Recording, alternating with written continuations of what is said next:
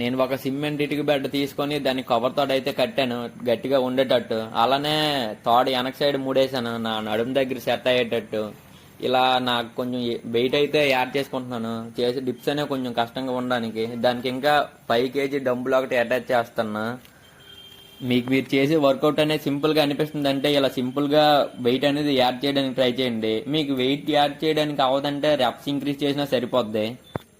ఇప్పుడు నా push work out అయితే చెప్తాను. ఈ వెయిట్ తో చేస్తే నాకు 5 reps వస్తున్నాయి. ఇలా 4 sets అయితే చేశాను. అప్పుడు మళ్ళీ 5 kg డంబుల్ తీస్తాను. అప్పుడు ఓన్లీ సిమెంట్ బెడ్ తో కొన్ని రెప్స్ అయితే చేశాను. అలా 4 sets చేశాను.